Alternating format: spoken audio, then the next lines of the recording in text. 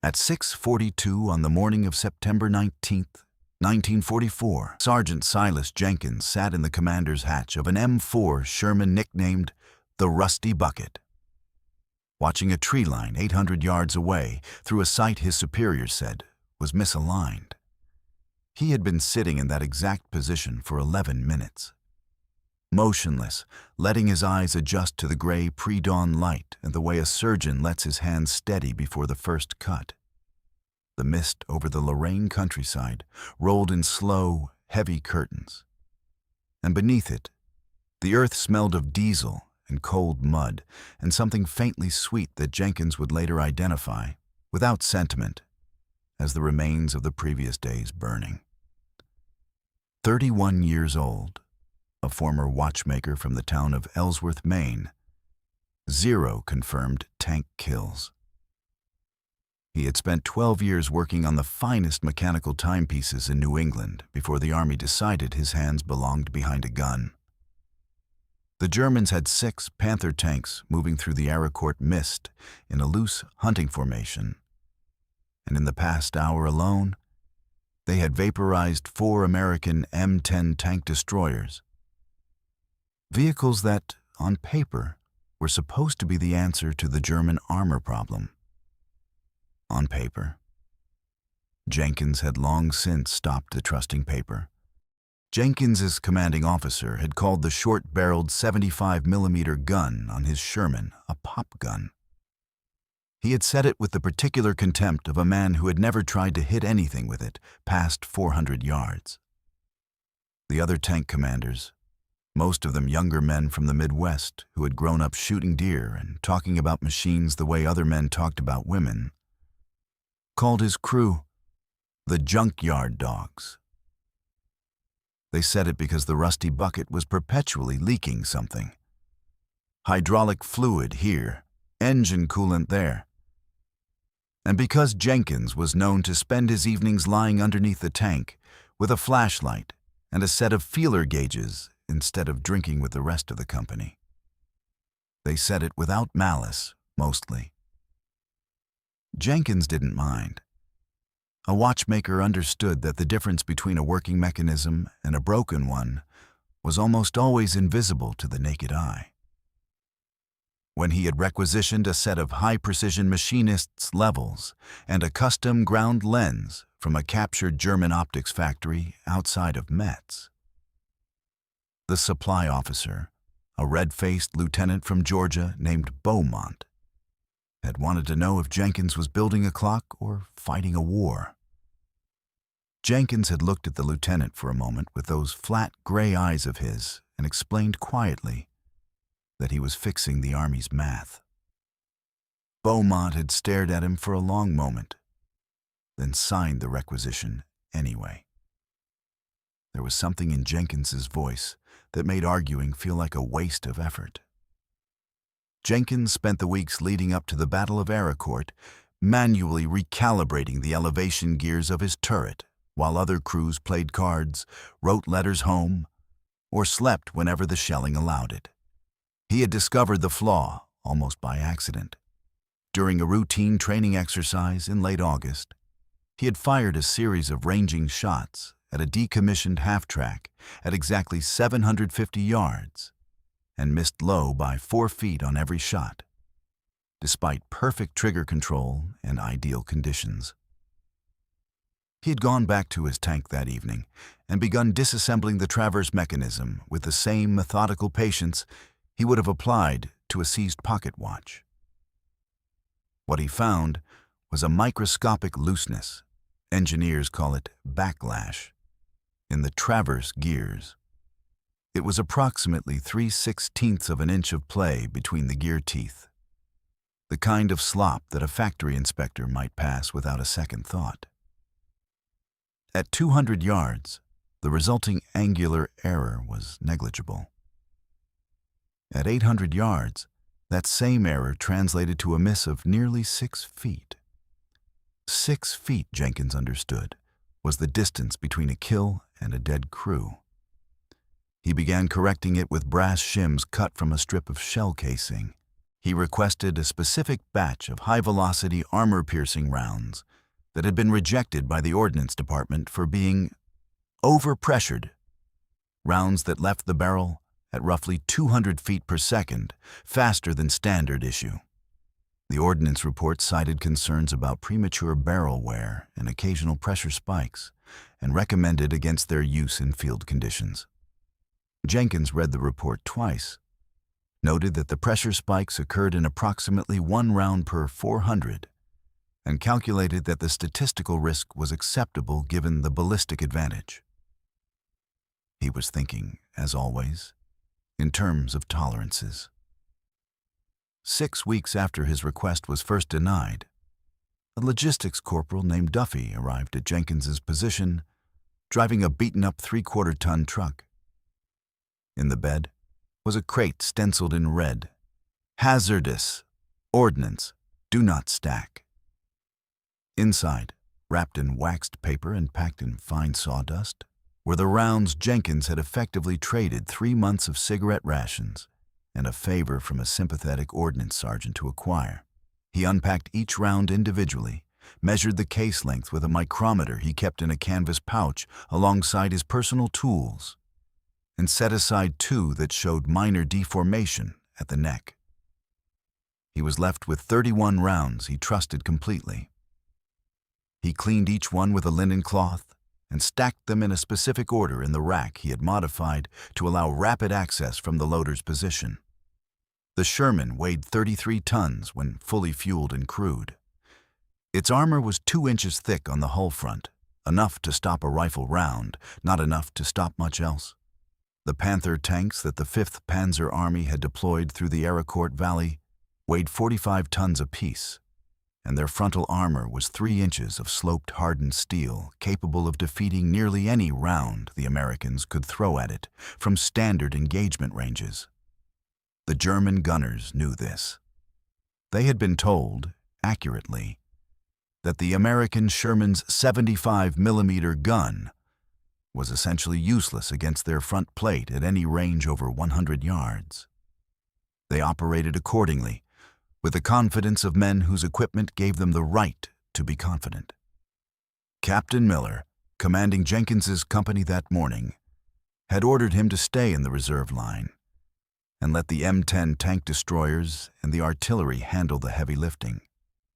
The M10s had a larger gun, a 3-inch piece that could theoretically punch through Panther armor at combat range.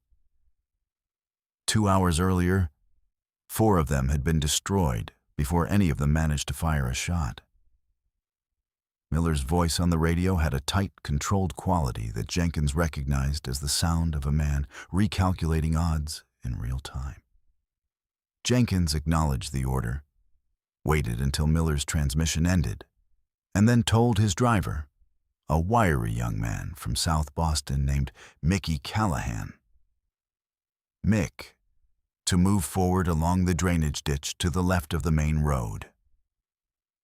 He moved forward anyway. Orders, in Jenkins's private taxonomy, were inputs. Like all inputs, they had to be weighed against what the mechanism actually required. Jenkins understood the geometry of the Panther in a way that most Sherman commanders did not, because most Sherman commanders had not spent 3 weeks studying the German tank's engineering drawings, which he had obtained from a captured technical manual in Nancy, and had translated with the help of a French schoolteacher named Renard, who spoke passable German. The Panther's strength was its front plate, angled at 55 degrees, nearly impenetrable. Its weakness was a peculiarity of its turret design, called the shot trap. The underside of the Panther's gun mantlet, the rounded armored housing that protected the base of the main gun, curved outward and then downward in a geometry that, if struck at the correct angle by an incoming round, would deflect the shell not away from the tank but directly downward into the thin roof of the driver's compartment. The roof armor there was 17 millimeters thick. At the velocities Jenkins was working with, His overpressured rounds would pass through 17 millimeters of armor, the way a needle passes through linen. He had calculated the required impact angle to within 2 degrees. He had practiced acquiring that angle on the turret traverse during dry fire drills at dusk. When the last light was just sufficient to see the gear marks he had scribed into the housing. The 4th Armored Division had been racing across France since the breakout from Normandy in late July. They had crossed the Moselle, liberated city after city, advanced with a speed that had, for a few weeks, seemed to make the German collapse feel imminent.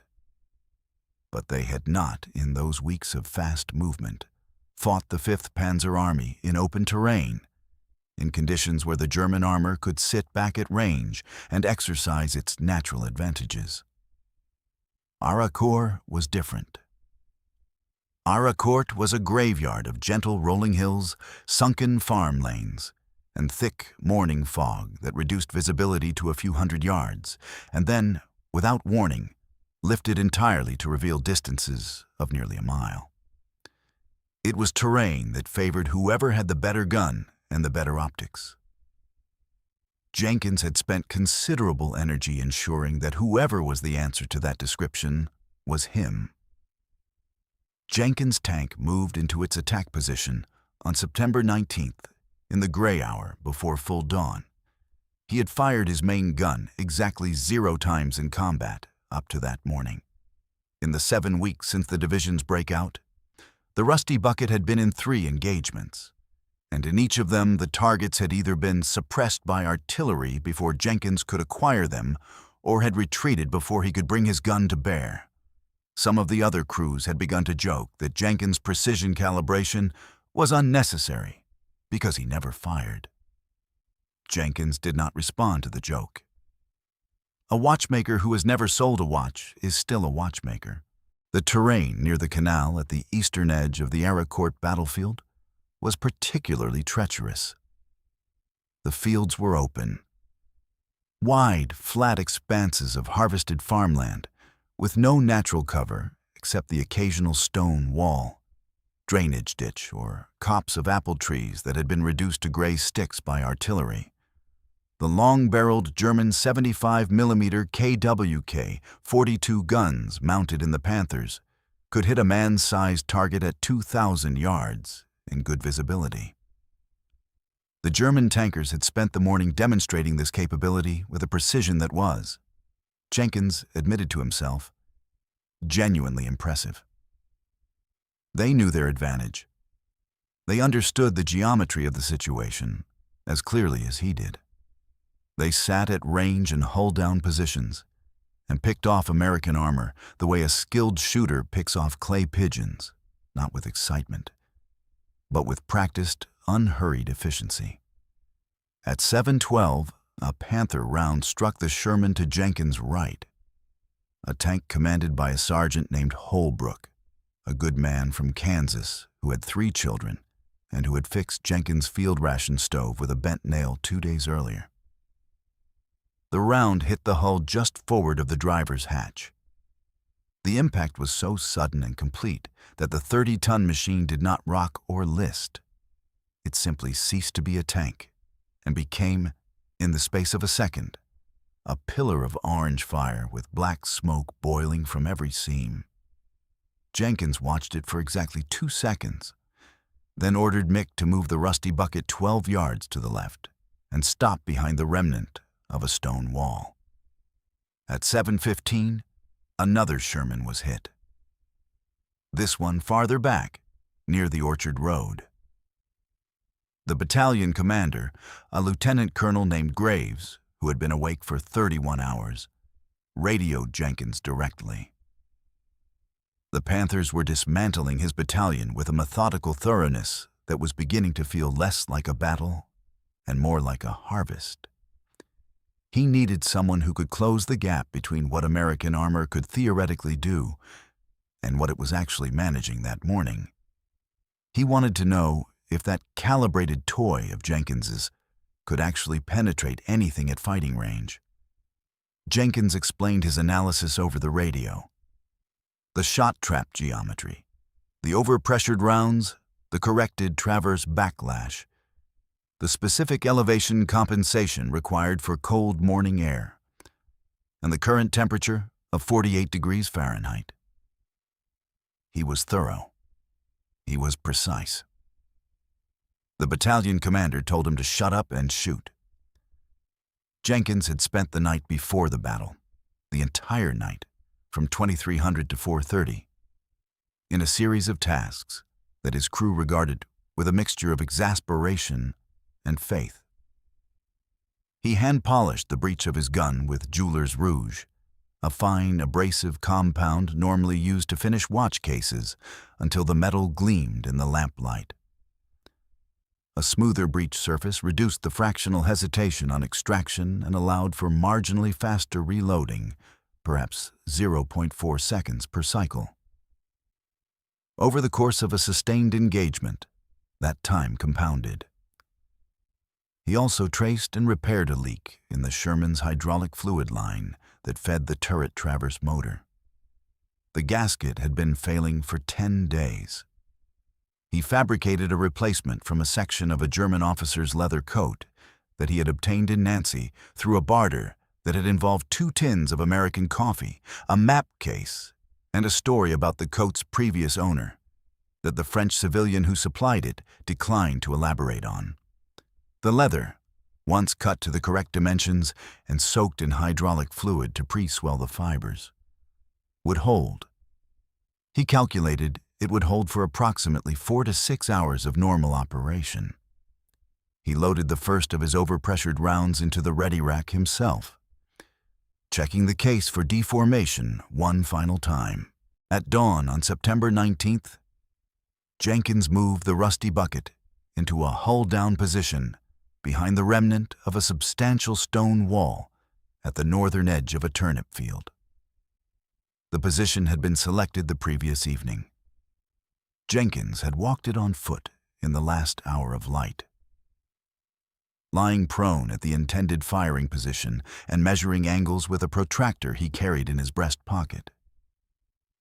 The wall was thick enough to hide the tank's hull completely, while allowing the gun and the top of the turret to clear the stonework. The position overlooked a natural valley, roughly 800 yards across, through which any German armor moving from the forest toward the American lines would have to pass.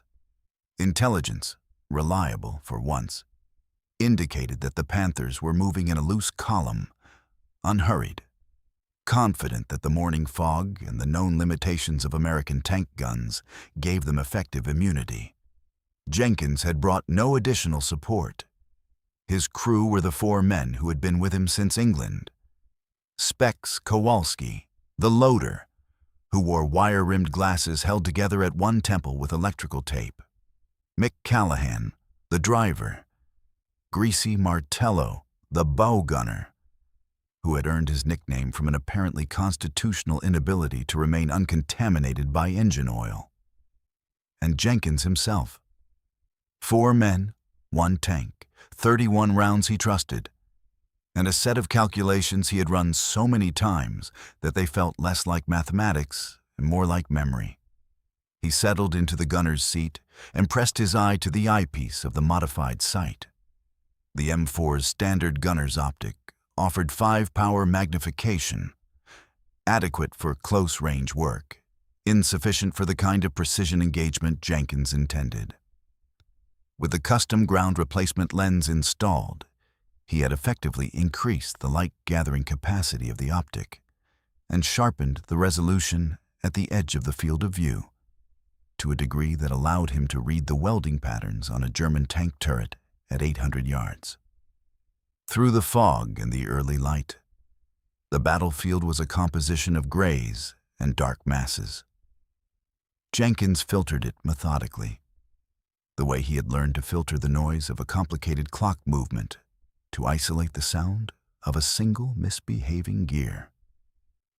He was looking for the specific visual signature of a Panther engine exhaust. A heat distortion above the rear deck, barely visible, like a trembling in the air.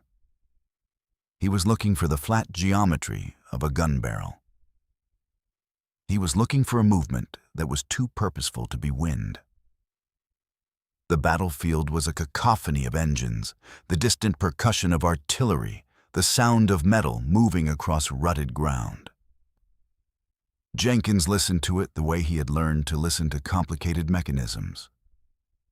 Not trying to hear everything, but waiting for the one sound that didn't belong.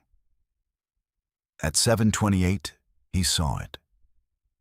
A muzzle flashed through the mist at approximately 840 yards, in the shadow of a tree line to his left front. The flash was brief, gone in an instant, but it left an afterimage on his retina that he used as a reference point. He watched. He waited. 60 seconds later, the Panther moved forward through a thin section of the mist, emerging into a slightly clearer corridor of air between two banks of fog. For 4 seconds, Jenkins could see it clearly. The sloped front plate, the wide tracks, the distinctive long barrel of the KWK-42, the particular curve at the base of the mantlet that he had been studying in technical drawings for 3 weeks. He saw the weak spot. The shot trap was presented at almost exactly the angle his calculations required. Jenkins adjusted his elevation 3 clicks upward to compensate for the cold morning air. Denser air required a fractional correction in trajectory for the range involved. He controlled his breathing, exhaling slowly and holding at the bottom of the breath cycle the way a competition shooter holds, before pressing the trigger. The Sherman's firing mechanism was a foot pedal, a design that Jenkins had always considered unnecessarily coarse for precision work. Weeks earlier, he had fabricated and fitted a hand-release cable connected to the firing circuit. A simple modification using wire from a field telephone and a trigger mechanism salvaged from a damaged .30 caliber machine gun. The release allowed him to fire without disturbing the fine muscular control he maintained over the traverse. He put his hand on it. He settled his breathing. He made the adjustment. He squeezed the release. The Sherman rocked backward on its treads with the recoil. The sound was enormous, as it always was, a concussive blast that Jenkins felt more in his chest than heard with his ears. At 840 yards, a fraction of a second later, Jenkins had calculated the flight time at approximately 0.9 seconds. The Panther's turret lifted.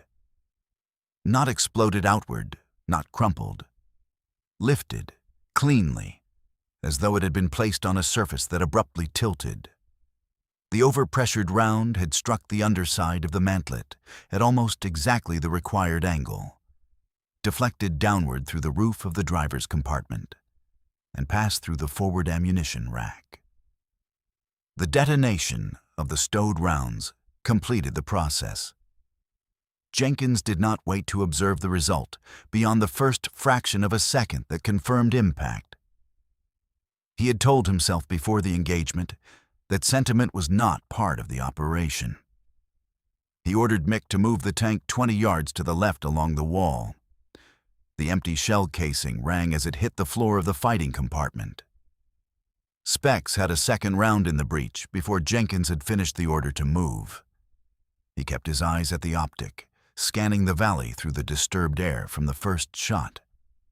The second Panther, the one he had been tracking by its exhaust distortion signature for the past several minutes, had reacted to the destruction of the first by moving laterally, trying to find cover in a drainage ditch that ran diagonally across the field. The German crew was searching for the source of the shot. Their response was professional and rapid, which Jenkins noted with something close to respect. But the ditch was not deep enough to conceal the Panther's rear deck and exhaust, and the movement had exposed the left flank of the tank at an angle that Jenkins had not originally hoped for. At 7:41, he found the acquisition he needed. Different position, approximately 100 yards to the left of where the first tank had stood. The Panther was hull down in the ditch, with its side presented at approximately 30 degrees from perpendicular. Not ideal, but sufficient.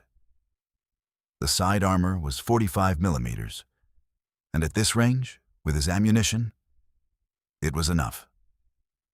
Jenkins aimed low on the side hull, compensated for the oblique angle, and fired. The second Panther's left drive sprocket took the hit and shattered. The track unspooled from the running gear in a long, clattering arc, like a chain thrown from a bicycle. The tank lurched and stopped, immobilized.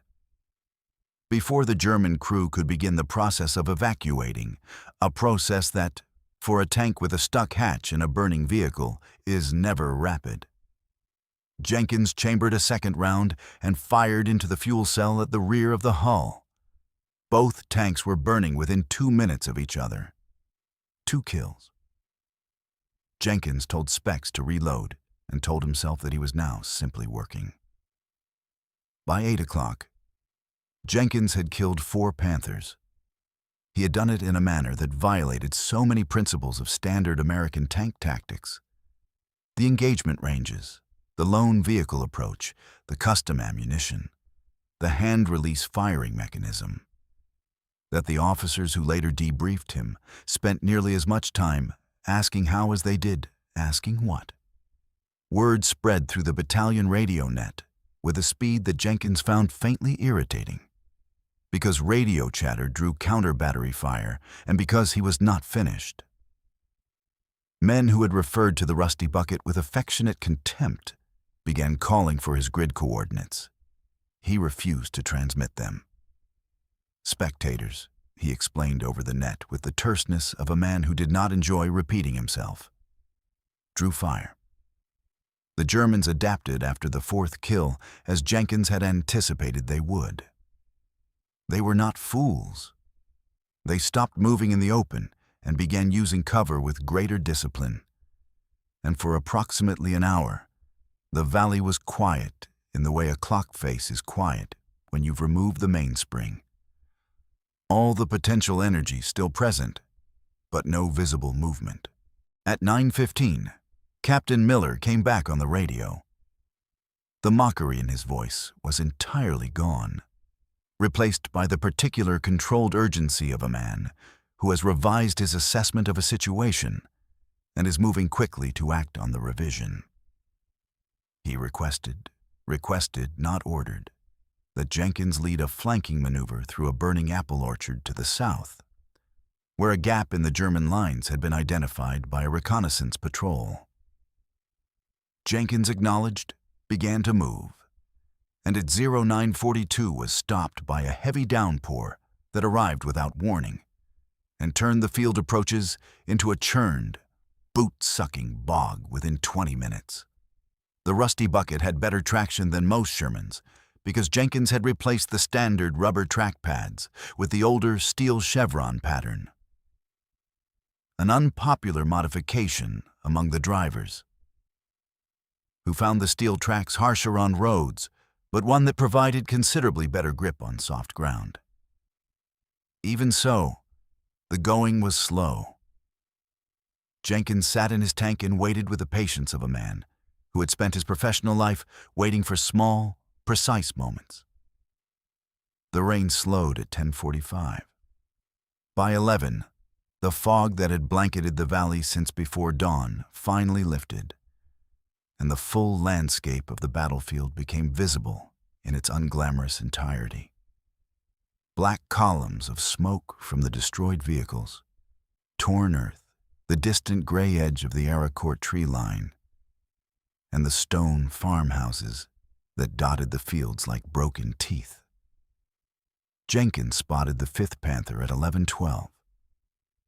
It had concealed itself inside a substantial stone farmhouse, the kind of thick-walled Norman construction that had survived decades of farm use and, it had apparently been calculated, would survive a few more hours of American attention. The tank was oriented with its hull inside the structure and its gun barrel protruding through what had once been a hay door on the ground floor. It was an intelligent position. Jenkins looked at it for 2 minutes through his optic. The farmhouse wall facing him was approximately 600 millimeters of old limestone. He estimated it based on the architectural style, which he recognized from his reading as characteristic of the Lorraine region, where construction standards had historically favored thick walls against the cold winters. His overpressured round, at 950 yards, would carry enough residual energy after punching through the limestone to penetrate the Panther's rear plate, which was the thinnest armor on the vehicle, 40 millimeters. He aimed at the point where the thermal signature of the tank's exhaust suggested the engine was positioned, adjusted for the slightly extended range, and fired. The shell punched through the farmhouse wall with a visible puff of stone dust and a brief silence, followed by the secondary detonation that blew out every remaining window in the structure and sent roof tiles spinning in a wide radius. 5. The sixth kill brought the response Jenkins had anticipated from the moment he chose his first position.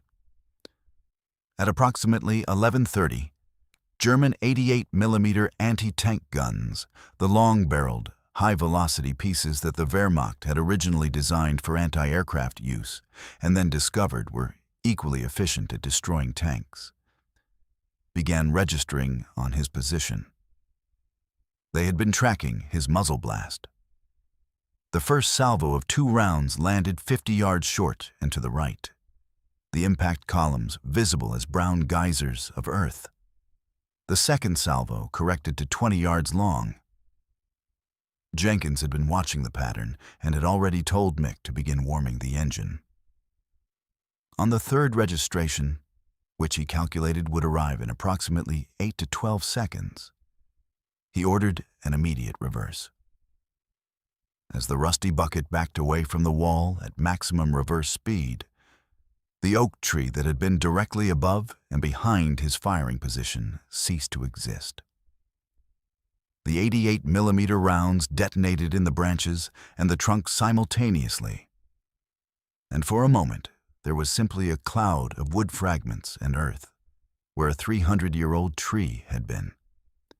Jenkins moved 300 yards south through a gap in a hedgerow, crossed a narrow farm track, and settled into a new position among a cluster of abandoned haystacks.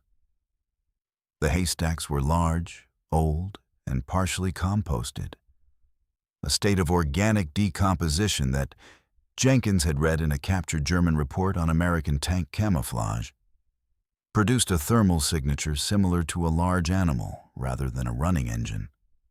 It was an imperfect concealment, but it was sufficient. The Germans sent their final Panther to find him that afternoon.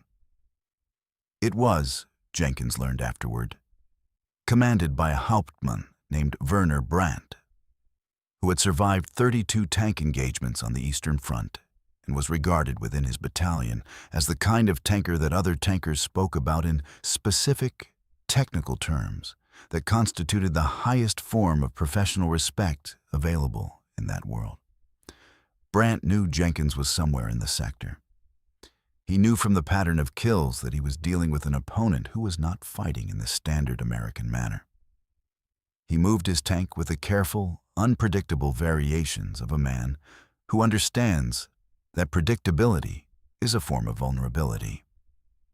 He used terrain intelligently, never silhouetting himself on a ridgeline, always keeping his strongest armor toward the most probable threat axis. It was, Jenkins acknowledged to himself through the optic, a good performance. At 12:03, the final Panther emerged from behind a low ridge at the eastern edge of the valley. It was moving at full speed and varying its course in short, irregular direction changes, a zigzag pattern designed to deny a stable tracking solution to any gunner trying to establish a lead. Jenkins began tracking it on his manual traverse. Then his turret motor stopped. The leather gasket, which he had calculated would last 4 to 6 hours, had lasted 4 hours and 27 minutes. Hydraulic fluid was bleeding out through the joint, and without hydraulic pressure, The power traverse was inoperative. The turret became a fixed structure that could only be moved by physical force. "I've got it!" Specs shouted, dropping the round he had been holding and grabbing the manual traverse crank with both hands. The crank moved the turret at approximately 1/4 the speed of the powered traverse. The Panther was still moving, still changing direction, and Jenkins now had to solve what he later described to the debriefing officers as a three-body problem: the movement of the target, the movement of his own turret under manual power, and the ballistic arc of a round that would be in the air for nearly a full second at this range.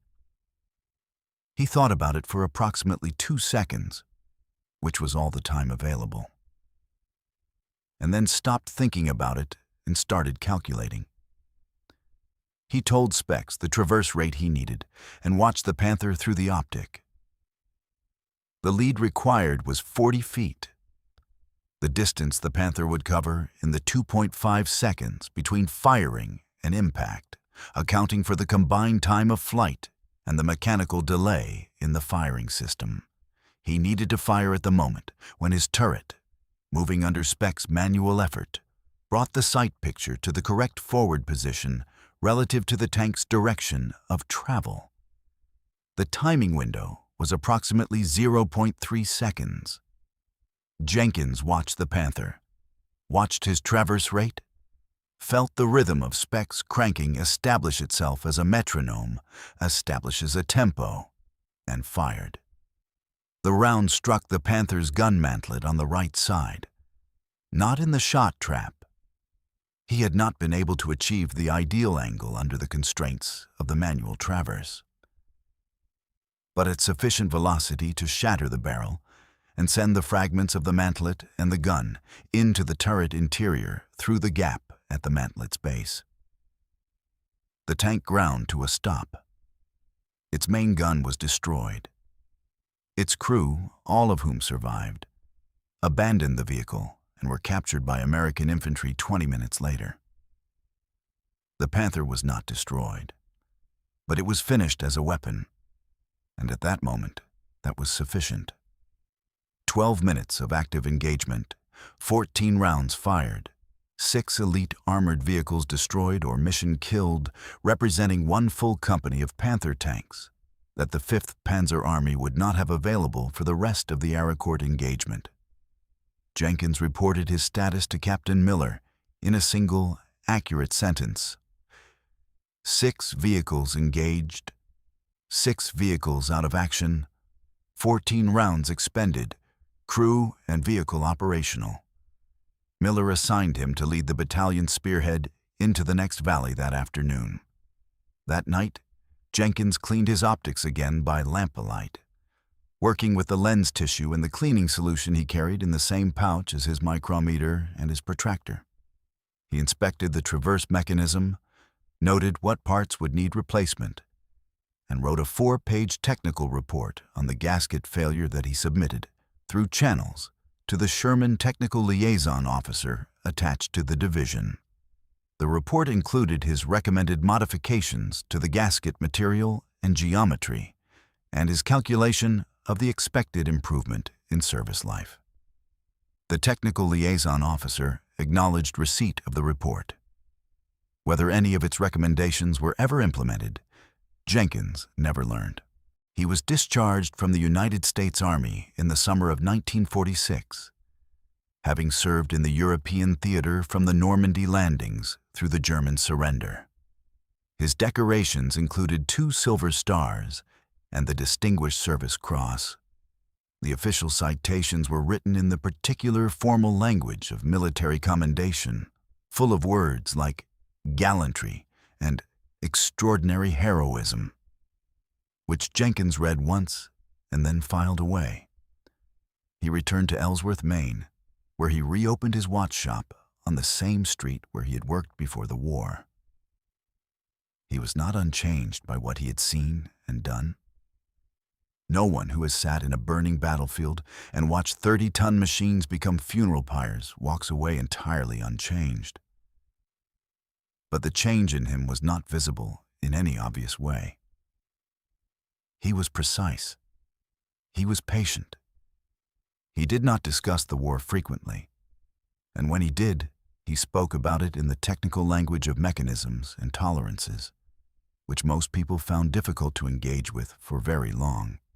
He lived to be 89 years old, and in the last years of his life, he was known in Ellsworth as the old watchmaker on Main Street, who still kept his tools arranged in a particular order on a cloth-covered workbench, and who occasionally, on slow afternoons, would take out a small brass pocket watch of German manufacture and turn it in his hands for a while, before setting it back in its place on the shelf.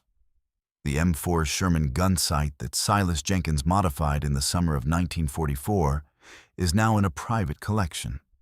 It does not look like a significant object. To anyone who does not know its history, it looks like a simple piece of glass in a metal housing, worn at the edges, scratched in a dozen places by the ordinary friction of a vehicle that was used hard and maintained harder. It is not a simple piece of glass. It is the optic through which a watchmaker from Maine saw what professional soldiers told him could not be done, calculated what he needed to calculate, and then, with the steadiness of a man who had spent his adult life making small, precise adjustments to delicate machines, proved that the arithmetic of war was not beyond correction.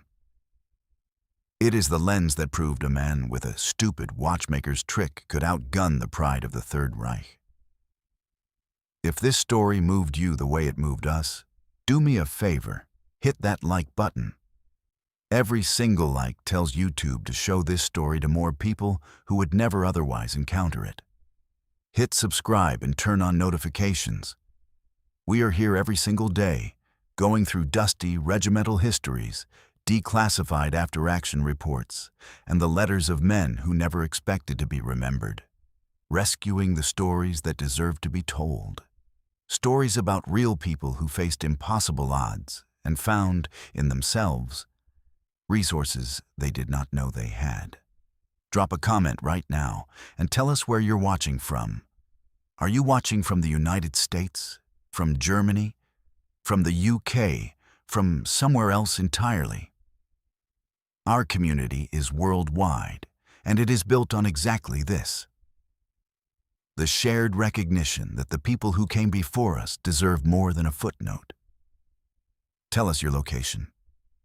Tell us if someone in your family served. Tell us what brought you here today. You are part of keeping these memories alive. Thank you for watching, and for making sure Silas Jenkins is not forgotten. These men deserve to be remembered. You are helping us do that.